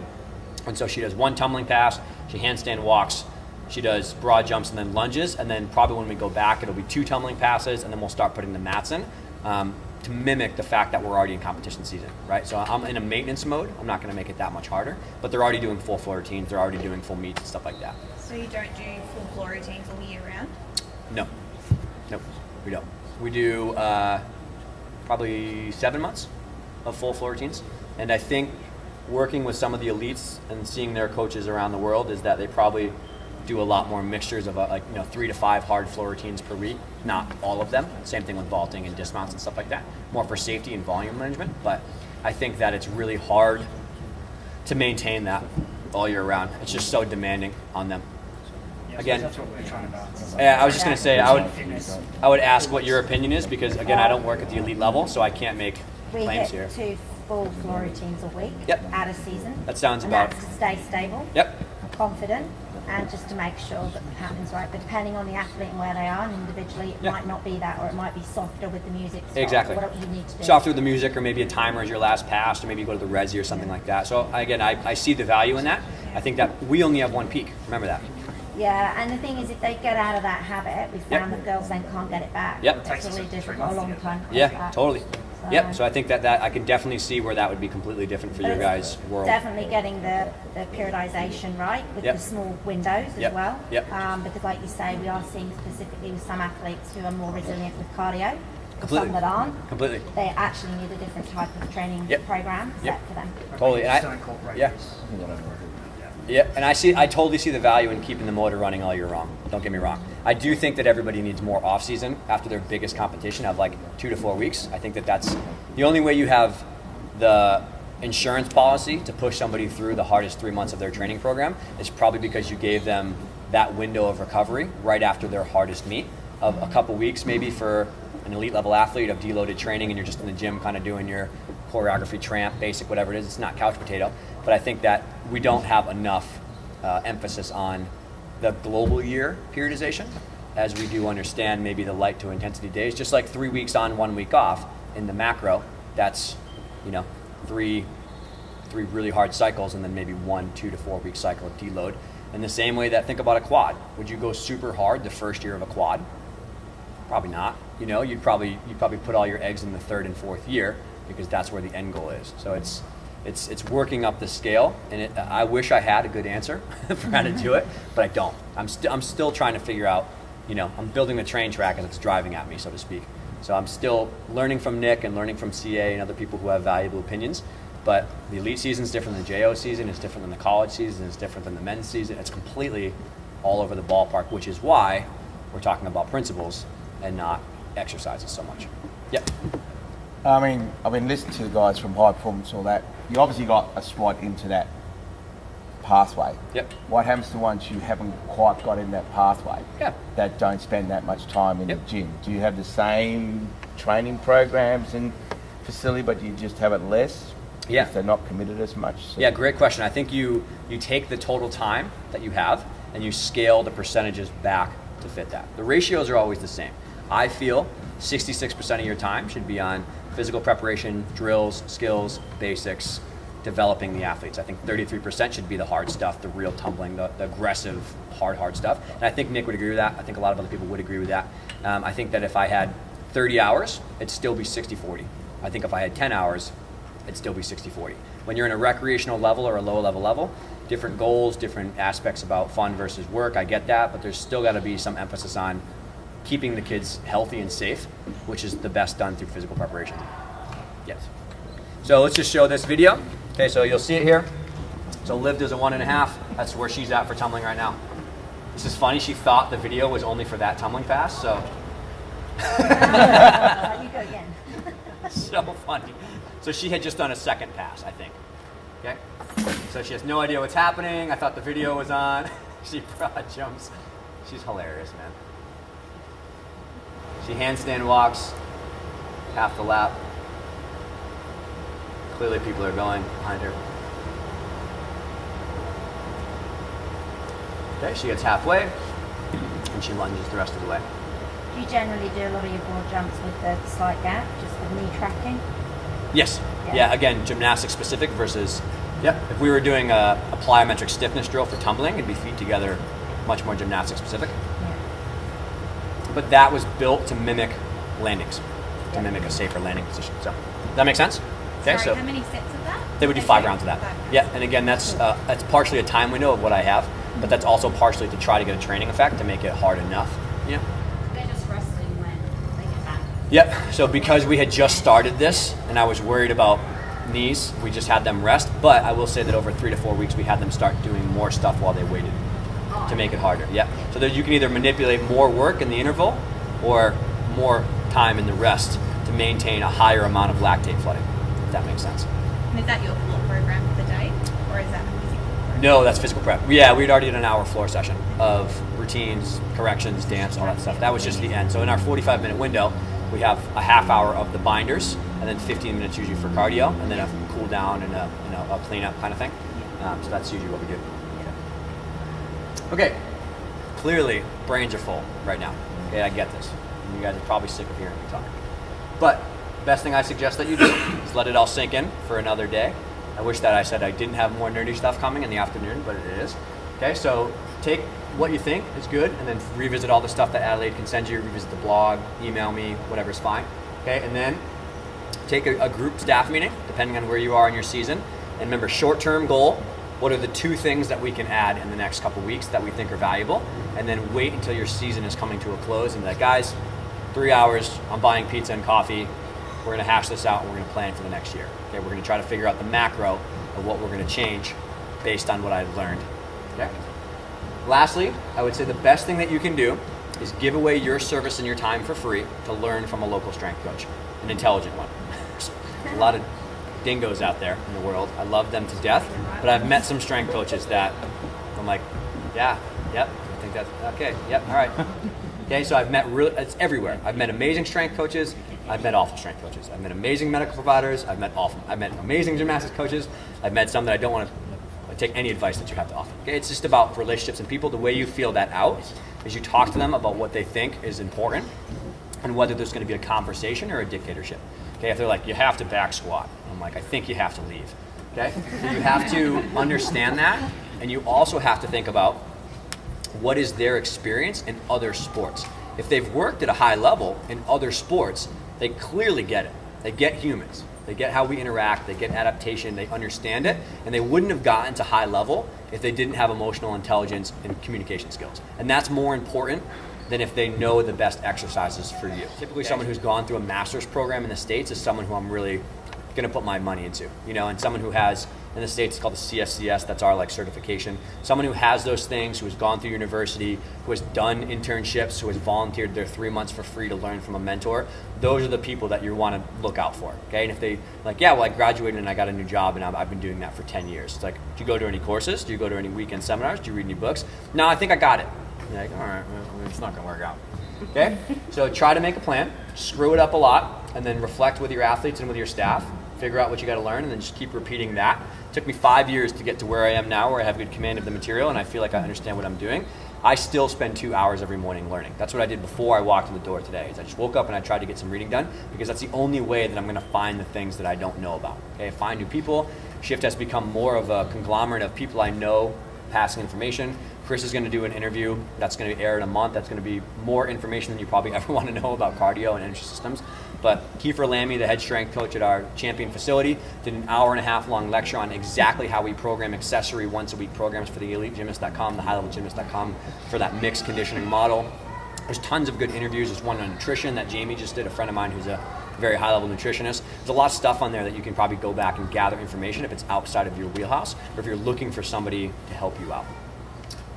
If you want to find this kind of stuff, so in the book that I wrote, which is free online, chapter 8 is on strength and conditioning, chapter 9 is on cardio, and it has everything I've ever thought about in terms of this stuff. So that's where we are. That stuff has the more concepts that come out day to day. These are all the really geeky research if you want to find that. Yeah. 5 minutes over. I'm so sorry. Good.